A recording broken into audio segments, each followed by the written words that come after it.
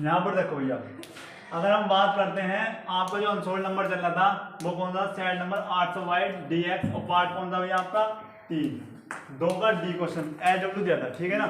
इसमें ही कुछ का आंसर सही आया, कुछ का आंसर गलत आया होगा, ठीक है ना। अब यहाँ पर देख लो, अब ये बता दो भैया कैसे कैसे गया आपको, क्या है कोस थीटा बराबर क्या होता है, आपको पढ़ाया है लाल बटे कप का, क्या पढ़ाया था, लाल बटे कप का। और हम यहाँ पर देखते हैं ये होता है आपका लाल बटे कप का।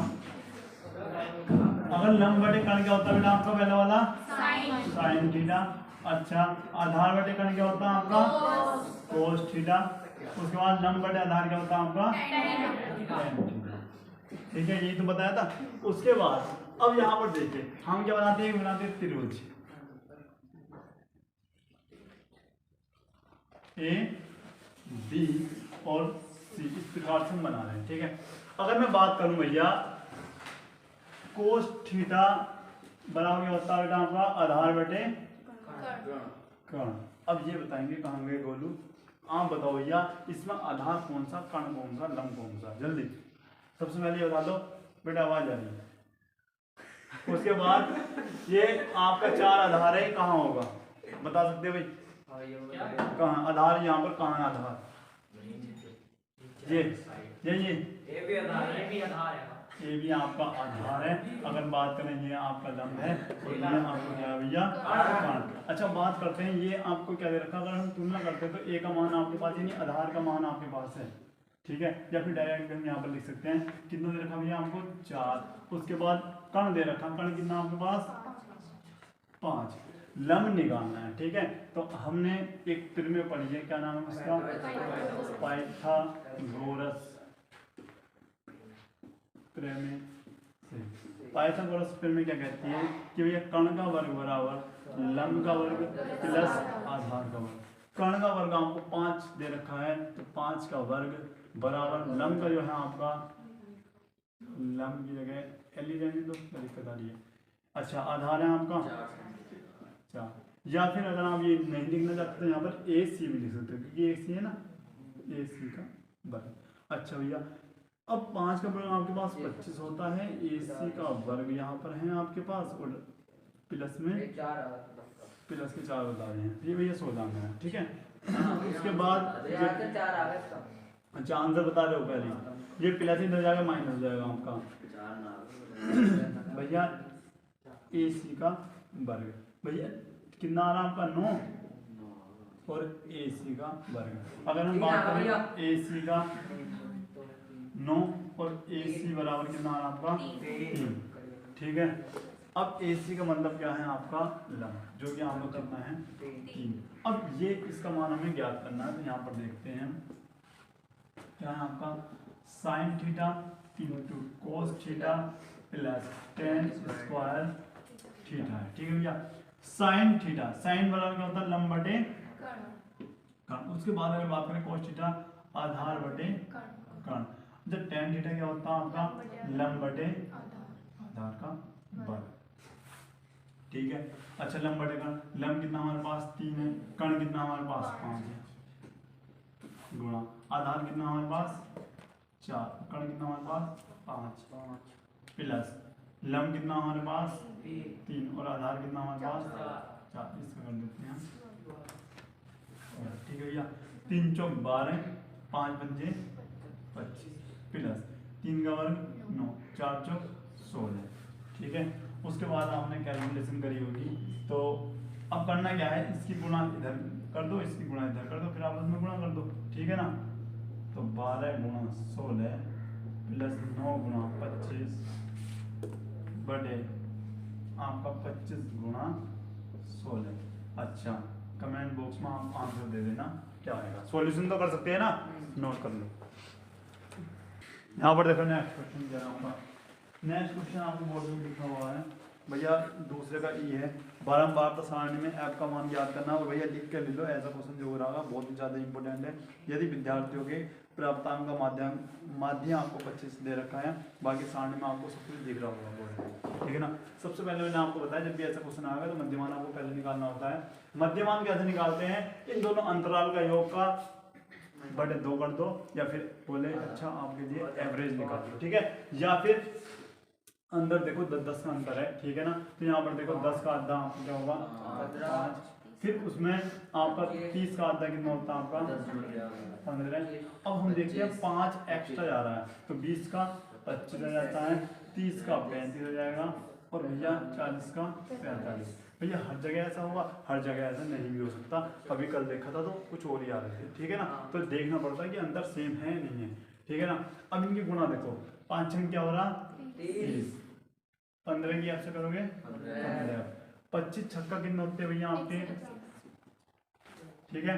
अच्छा 35 ढाई 45 पंजे क्या 5 पंजे 25 225 होते हैं, ठीक है। अच्छा अब करना क्या है आपको, आपको इसका सबसे पहले ये निकालना है, उसके बाद भैया ये भी निकालना है, क्या ये आपको निकालना है, ठीक है ना। तो इतना तो काम कर सकते हैं ना। अब करेंगे क्या क्या नहीं बताऊंगा अभी। ये क्या करना होगा 6 6 12 12 10 22 और 22 और 5 27 प्लस एफ ऐसा जाएगा। इसी प्रकार से भैया आप इन सबको जोड़ लोगे और क्या ठीक है ना। अब प्लस में आपको 15 है यानी क्या होगा, इसको ऐड नहीं करना, कितना आ रहा 755। तो भैया आपने जोड़ा है तो 755 आपका आया है, ठीक है ना। उसके बाद अच्छा फॉर्मूला क्या होता, अब मुझे फॉर्मूला पूछना है तो विनीत तुम बता दो समांतर माध्य का फॉर्मूला क्या होता है। सिंपल फॉर्मूला सिग्मा एक्स बराबर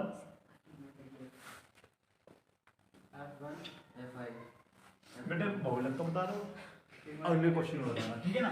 हम लिखते हैं sigma F I x I upon sigma F I. भैया सिग्मा एक्स की वैल्यू हम पर दे रखी है 25 और यहाँ पर आपको दे रखी है, आप बता रहे हो 755 आपका आया है और ये आपका 15 एफ आया है और ये कितना आपका आया है 27 प्लस एफ। भैया कमेंट बॉक्स में एफ का मान पिन कर देना क्या है, ठीक है कर सकते हैं ना। यहाँ पर देखो भैया आपका क्या है दूसरे का है निम्नलिखित बारंबारता सारणी में बहुलक ज्ञात करना है आपको। अंतराल दे रखा 0 से 20, 20 से 40, 40 से 60 और 60 से 80, 80 से 100 और 100 से 120, 120 से 140, 6 8 10 12 6 5 3, ठीक है सही है। अगर हम बात करते हैं तो बहुलक वाले क्वेश्चन में कैसे क्या जाता आदित्य बताएंगे। सबसे पहले क्या करना, हाँ सबसे बड़ी संख्या यानी बारंबारता में वह संख्या देखते हैं जो सबसे अधिक हो। क्या है भैया इसमें, इसको हम बना लेते हैं एफ, इससे ऊपर वाली आप F0, उसके बाद आपको आ जाता है L, ठीक है। उसके बाद अच्छा F1 जो है उसके सामने आपका L2 होता है और ये L1 होता है, ठीक है ना। अच्छा अब यहाँ पर लिखते हैं L1 हमारे पास क्या है 60 है, L2 हमारे पास कितना भैया 80 है और बात करें H की तो 80 में से आप 60 घटा के निकाल सकते हो, क्या है आपका 20 आ जाता है। उसके बाद F0 की वैल्यू आपके पास 10 है, F1 की वैल्यू आपके पास 12 है और F2 की वैल्यू आपके पास 6 है, ठीक है ना। अब भैया विचित्र बताएंगे बहुलक बराबर क्या होता है, बहुलक बराबर क्या फॉर्मूला लिखता है L1 बेटा पूरा बोला करो L1 प्लस बताओ ब्रैकेट लगा देंगे F1 माइनस F0 ये होता आपका तो F1 minus F0 minus F2 H, ठीक है भैया। उसके बाद L1 की वैल्यू हमारे पास कितनी है भैया 60 प्लस उसके बाद F1 की वैल्यू कितनी हमारे पास 12 है माइनस F0 की बात करें तो 10 है और 2 गुणा 12 माइनस 10 माइनस क्या करोगे भैया आप 6 और गुणा आपका चल रहा है क्या 20 का अंतर चल रहा है भैया 60 प्लस 2। अच्छा बात करें यहाँ पर 2 आ रहा है और 24 आपका यहाँ पर 24 माइनस 16, ठीक है और गुणा में आपका चल रहा है क्या 20। अच्छा 60 प्लस 2 और ये कितना बचे भैया आपके 8 गुणा 20, ठीक है भैया। अच्छा कितनी बार गया 2 चौक 8 और 4 पंजे 20, आपका आता है 60 प्लस 5 यानी 65। भैया इससे हलवा सवाल कोई नहीं होगा, 4 नंबर। हाँ ऐसा मान लो गाजर का हलवा भी इससे महंगे खर्चा होगा। 65 रुपये हो सॉरी 65 आंसर आपका आसानी से आ गया। और 4 नंबर वैसे इसमें कुछ नहीं है, 4 नंबर में मेरे हिसाब से क्वेश्चन 2 नंबर का होना चाहिए था, 4 नंबर में इजी है वो, नोट कर लीजिए। अगर हम बात करें भैया ये वाले क्वेश्चन की तो ये आपके सिलेबस से हट चुका है। और अगर कोई करने का इच्छुक है तो भैया मैंने आपको बताया था 1/x को आप a ले सकते हो और 1/y को आप b ले सकते हो। तो समीकरण आपकी बन जाती है 3a 2b बराबर 11, इक्वेशन नंबर 2। ये आपको बन जाता है 4a माइनस 5b बराबर 4। और मैंने आपको अच्छे से बता रखा है इसमें या तो a की वैल्यू को सेम कर लो या फिर b वाली वैल्यू को आप सेम कर सकते हैं। इसमें 5 से गुणा करो तो यहाँ पर 10 हो जाता है, यहाँ पर 2 से गुणा करो तो 10 हो जाता है। और समीकरण a और 2 जोड़ देते हैं, फिर इसमें a और b का मान निकल जाता है। और a और b के मान से ही आपका x और y का मान निकल जाता है। हालांकि ये सिलेबस से कट गया है लेकिन भरोसा किसी का नहीं है, कटा हुआ भी कभी भी आ जाता है, ठीक है ना। तो आपको अच्छे से पढ़ा रखा तो नोट भी कर सकते हैं और कर भी सकते हैं। फिलहाल नेक्स्ट क्वेश्चन भी चलते हैं, नोट करो पहले, अगर कर सको तो कर लेना भाई। अथवा वाला क्वेश्चन देखते हैं इसका, यहाँ पर देखिए अथवा वाला क्वेश्चन ये नहीं घटा बोलू ये आएगा, इसे अच्छे से सुन लेना आप। एक भिन्न, ध्यान से सब सुनो, एक भिन्न 1/3 हो जाती है जब उसके अंश में 1 जोड़ दिया जाता है और वह 1/4 हो जाती है जब इसके हर में 1 घटा दिया जाता है। तो आपको बतानी है भिन्न कौन सी है, 6 नंबर देके जाएगी, बता देना आप। सबसे पहले लिखते हैं माना वह भिन्न, वह तीसरे में ना, ठीक है, वह भिन्न x/y है। और यहाँ पर लिख भी सकते हैं आप जहां x अंश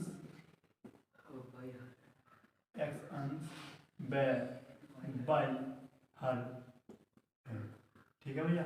अब लिखते हो आप भैया प्रश्नानुसार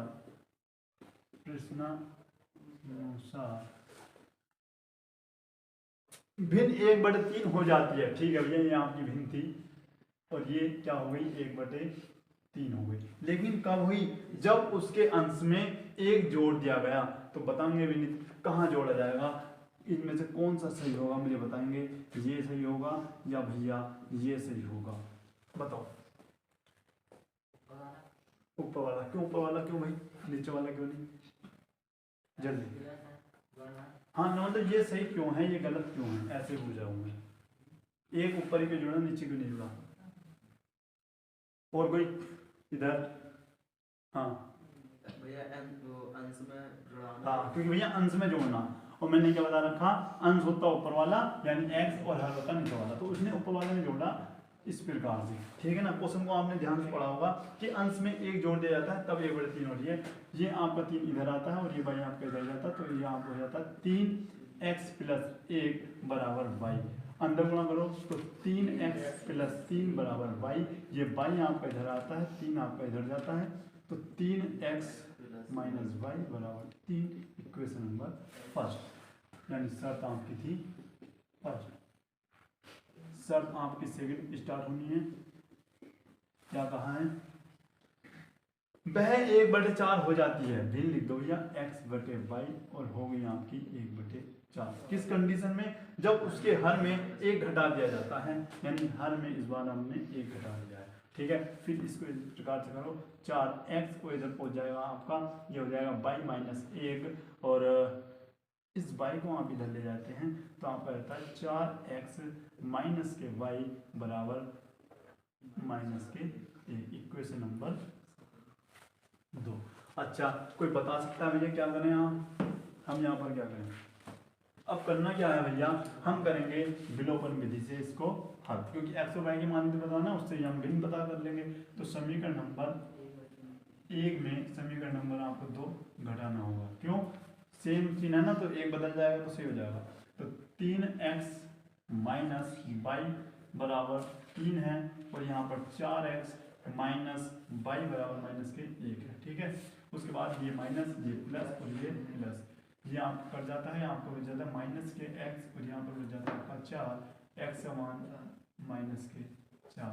तो कहीं गलती हुई है क्या है? क्या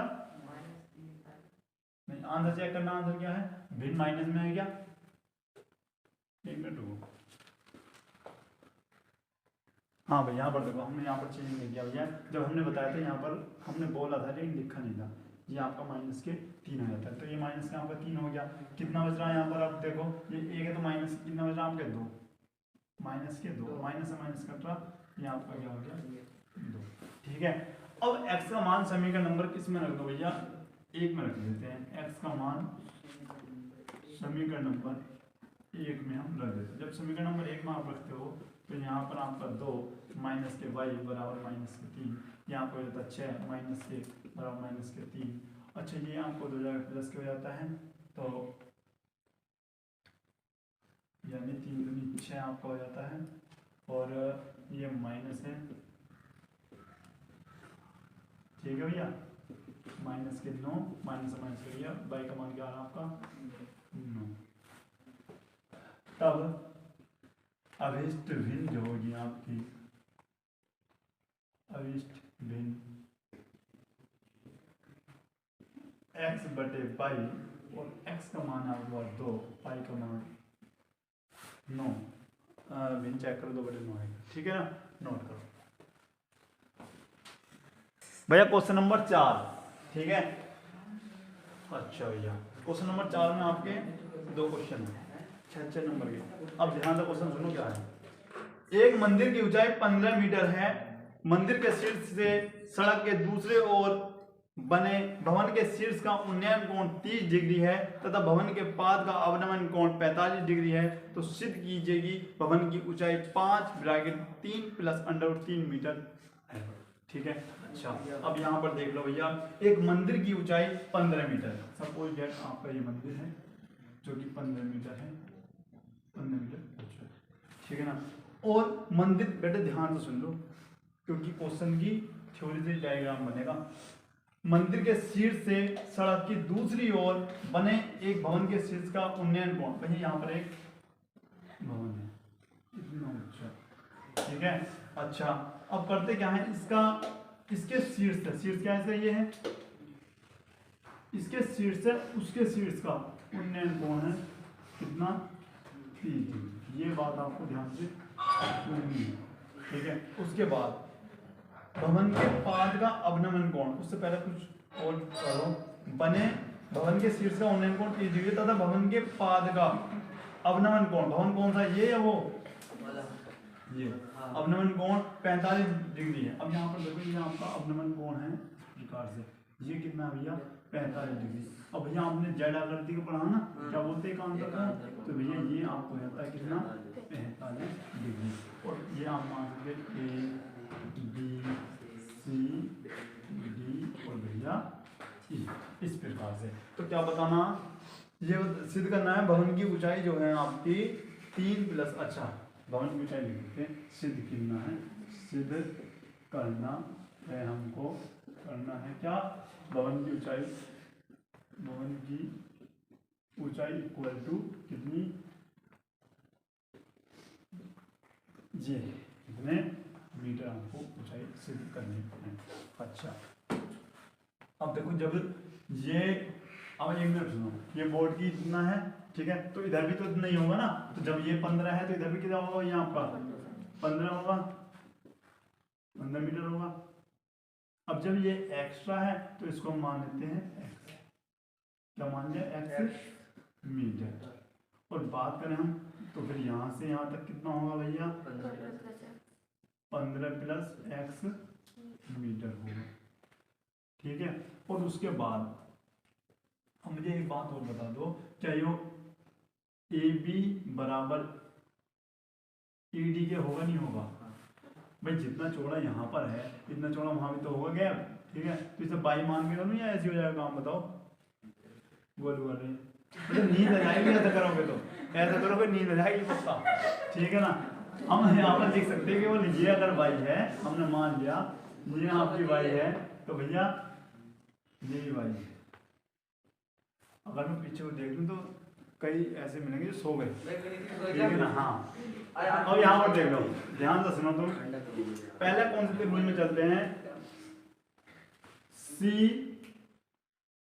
ए बी में, त्रिभुज सी ए बी में हम चलते हैं।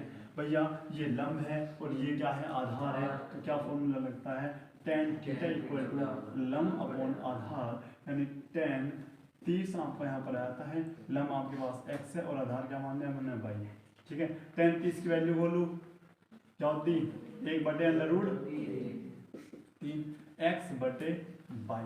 अगर मैं यहाँ से y की वैल्यू निकालूँ तो y आपका यहाँ पर आता है √3x, इक्वेशन नंबर। ठीक है भाई।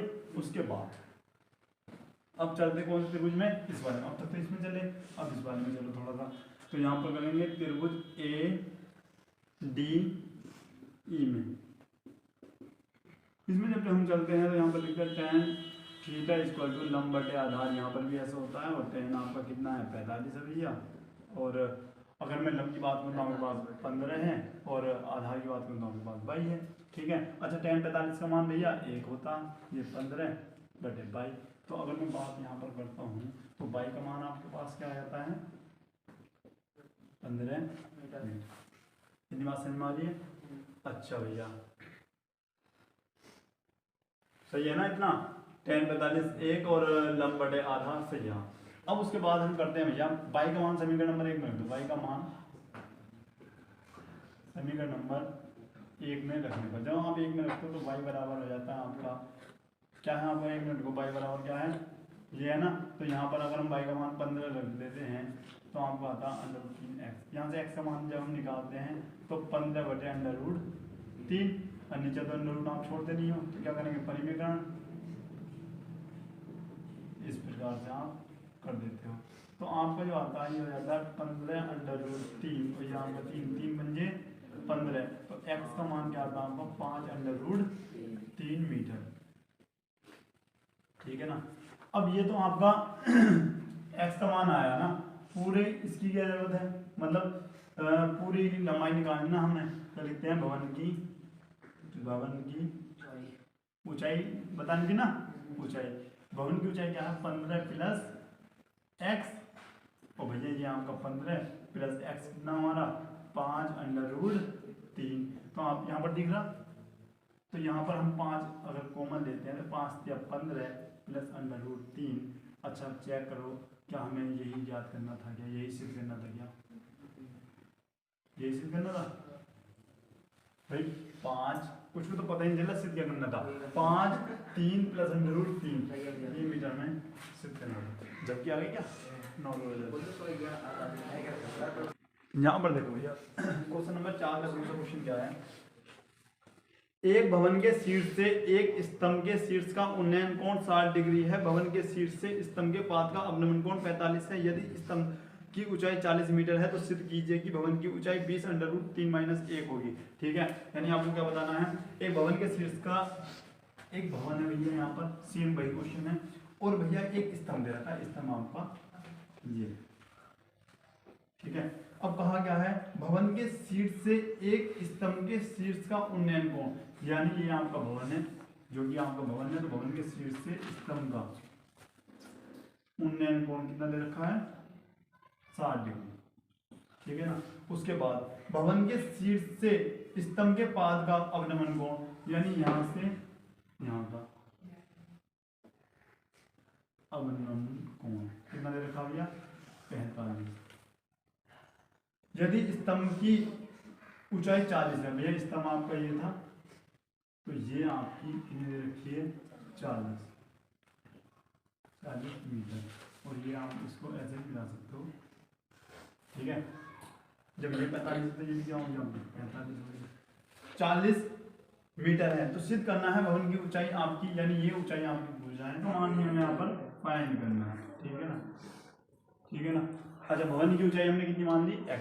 ठीक है, अब करेंगे क्या हम? सबसे पहले त्रिभुज में चलते हैं। त्रिभुज, 1 मिनट रुको। अब देखो त्रिभुज ई ए बी में चलते हैं, त्रिभुज ई ए बी में क्या करेंगे, टेन डायरेक्ट अगर मैं लिखूँ तो टेन 60 है आपका, और बराबर क्या हो जाएगा, लंब कितना होगा 40 माइनस एक्स बटे ये आपका आ जाएगा वाई, और उसके बाद ये आपका होता है √3 40 माइनस एक्स बटे वाई। यहाँ से हम अगर वाई की वैल्यू निकालते हैं तो ये आपका 40 माइनस एक्स बटे √3, और अच्छे से आपको पता है कि √3 नीचे लिखते नहीं है, तो ये आपको हो जाएगा 40 माइनस एक्स √3 आपका यहाँ पर है, या फिर रहने दो कोई दिक्कत ना, यहाँ पर ही रहने दो। समीकरण नंबर क्या डाल दो, बस 1। त्रिभुज में चलते हैं ए सी डी में, ए सी डी में tan 45 बराबर लंब है आपका x और आधार आपका y है, तो यहाँ पर आ जाता है 1 x बटे y, और y बराबर आ जाता है आपका x।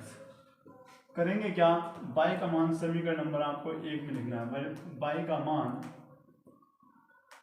समीकरण नंबर 1 में रखने पर, जब आप 1 में रखते हो तो y बराबर है आपका 40 माइनस एक्स बटे √3, तो y यानी आपका x आ गया 40 माइनस एक्स बटे √3, और ये आपको रहता है √3 x बराबर 40, ये और ये माइनस कर जाएगा प्लस हो जाएगा आपका, तो ये आपको रहता है इस प्रकार से x आपका ओ भैया समझ में आ रहा है, और ठीक है, ये आपको बराबर है 40। उसके बाद ये आपका x 40 बटे √3 प्लस 1। अब आपको अच्छे से बताएं, नीचे √ छोड़ते नहीं है तो क्या करेंगे परिमीकरण, तो x बराबर 40, ऊपर नीचे क्या करोगे इस प्रकार से आप ले लेते हो, और ये आपको चल रहा है इस प्रकार से। भैया एक फॉर्मूला बड़ा होगा a plus B a minus B, तो आपको अच्छे से पता है x बराबर क्या है 40 √3 माइनस 1 बटे ये तो क्या हो जाएगा √3 का वर्ग माइनस 1 का वर्ग, तो 1 का वर्ग तो यही होता है। अच्छा, ये 40 √3 माइनस 1, और यहाँ पर हो जाएगा 3 माइनस 1, x बराबर 40 प्लस √3 माइनस 1 बटे 2, और 20 दूनी 40। आपका जो आंसर होगा x बराबर, आंसर चेक करो, यानी आपको जो सिद्ध मिलना था ये मिला आपको सिद्ध मिलना था। ठीक है भैया, जल्दी से इसको जी। यहाँ पर देखो ये नेक्स्ट क्वेश्चन भैया, अगर हम बात करें आपके 5वां क्वेश्चन जो है, 5वां क्वेश्चन बहुत ज़्यादा इंपॉर्टेंट है, और फ्री के 6 नंबर हैं, कोई ज़रूरत नहीं है, आराम से करो, ठीक है ना भैया। जो आपका 5वें का दूसरा अथवा वाला वो क्वेश्चन आपका सिलेबस से बाहर की बात है, उसमें कोई आपको नहीं लेना देना। इससे इस क्वेश्चन को देखते हैं। एक ठोस एक शंकु के आकार का है, एक ठोस एक शंकु के आकार का है, और एक समान आधार त्रिज्या के अर्धगोले पर है।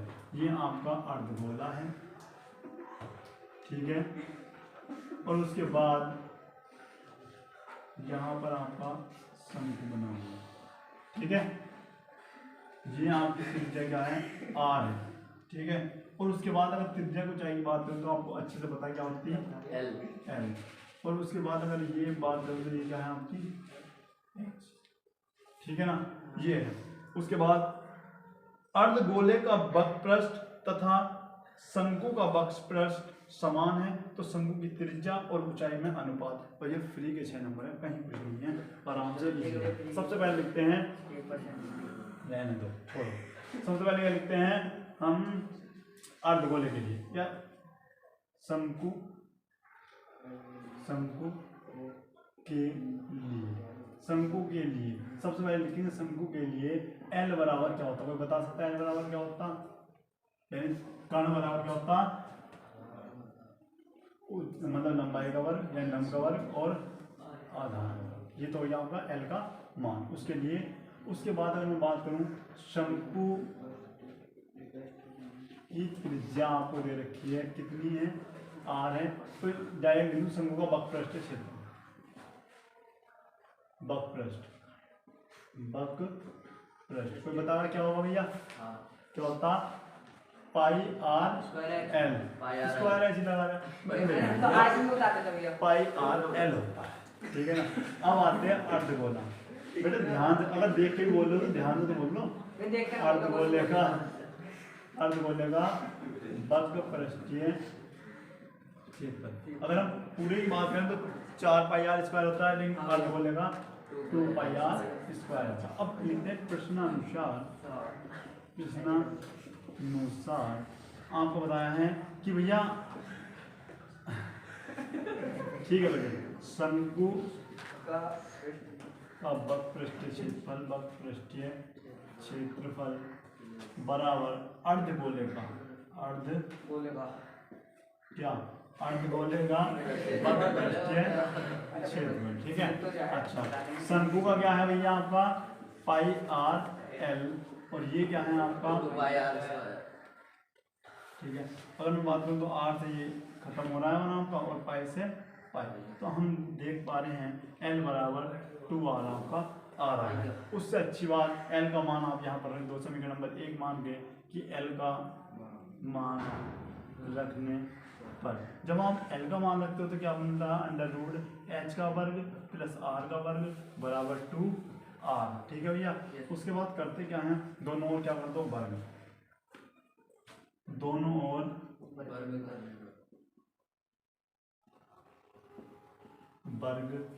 करने पर, दोनों जो हम वर्ग करते हैं तो यहाँ पर हो जाता है आपका H square plus R square, और यहाँ से अंडर रूट हट जाएगा और वहाँ पर क्या लग जाएगा स्क्वायर, वहाँ पर क्या लग जाता है आपका स्क्वायर, ये हो जाएगा आपका H square plus R square बराबर 4r स्क्वायर, ठीक है। अच्छा, अगर मैं इसको इधर ले जाता हूँ तो एच स्क्वायर बराबर 4r square minus R square, H square बराबर, प्रिंस भैया पहले ध्यान से यहाँ पर देख लो, उसका हमको बाद में कर लेना, 4 माइनस 1 कितने जाएंगे आपके 3r स्क्वायर जाते हैं। उसके बाद आपको बताना क्या था इसमें, अच्छा शंकु की त्रिज्या, बेटे त्रिज्या और ऊंचाई का अनुपात बताना ना, तो हम करेंगे क्या, इसको इसके नीचे ले जाओ और इसको इधर ले जाते हैं, तो आप करते क्या हो, ये आपका हो जाता है आर स्क्वायर बराबर, आर स्क्वायर के नीचे कौन आ जाएगा एच स्क्वायर, और ये तो नीचे आ रहा है, इसका मतलब यहाँ पर क्या है, भाई समझ में ना आ रही, एक मिनट लिख लो बेटे, ऐसे समझ में नहीं आएगा आपकी, इधर समझ लो, ये इधर ले आओ पहले, बराबर एच स्क्वायर। अब करेंगे क्या, इसको आप इसके नीचे जाते हो तो आर स्क्वायर और यहाँ पर आएगा एच स्क्वायर, यहाँ पर बच जाता है 1 और यहाँ पर 3। अब करेंगे क्या, आर बटे एच का यहाँ पर वर्ग लगाओगे, दोनों का स्क्वायर है ना, तो 1/3, और ये आर अपॉन एच बराबर 1, और अंडर रूट लगा देगा इस प्रकार से, तो आपका आता क्या है, नारायण सर आपका बिल्कुल सही है भैया, ये यहाँ पर बात है, आर इंटू एच बराबर 1/√। ये बताओ कैसी लगी क्लास आपकी, ठीक है ना। अगर मेरी वीडियो अच्छी लगी हो, वीडियो को आपको लाइक करना है, चैनल को सब्सक्राइब करना है, मिलते हैं नेक्स्ट क्लास में, तब तक के लिए जय हिंद।